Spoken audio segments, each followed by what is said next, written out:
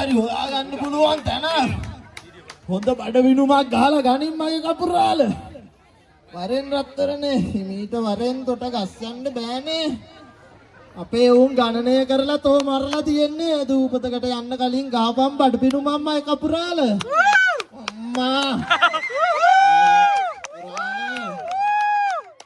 අවුරුදු 20ක් තියනවා කියලා ආරංචියක් ආවා. කීයක් හරි හොයාගන්න හොඳ අවස්ථාව. වැඩේ කියන්නේ ඉතින් කවුරුත් දන්නේ නැහැ මේක. අනේ මන් දන්නේ නැහැ ඉතින් දවස් දෙකකින් සංවිධානය කරලා පෝස්ටරයක් නැහැ. අපේ කපුරාල Facebook යන හින්දා මේක හොයාගත්තේ. ඔව් Facebook එකේ එළුනේ තිබ්බේ කපුරාල. මං ඉතින් ඒත් ඇහුවා මේ ගමේ කොල්ලෝ මෙහෙම කරන්නේ ඇයි කියලා.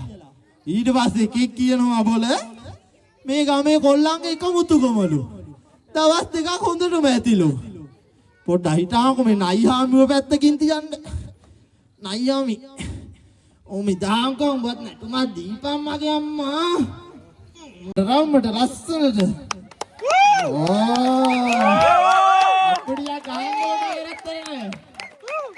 හොඳයි කපුරාල මේ පැත්තට එන්න. ඔන්න ඕමයි සත්තුන්ට උනත් ආදරය කරොත් උන් අපිට හරි ඊලා වෙනවා.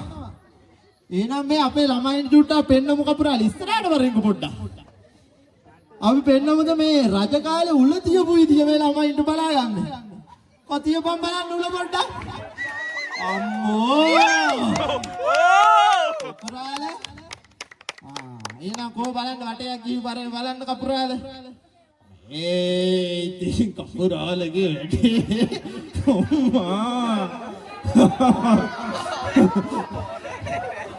අම්මෝ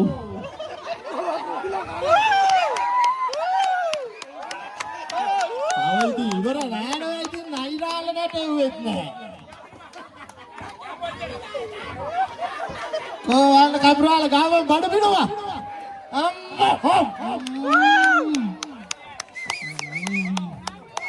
කපුරාල පොඩ්ඩ අයිනට යන්කෝ බලන්න.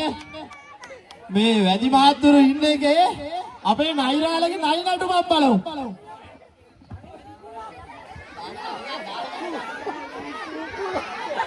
ඔන්න දැන් නයියාමිගේ නයි නටුමක්.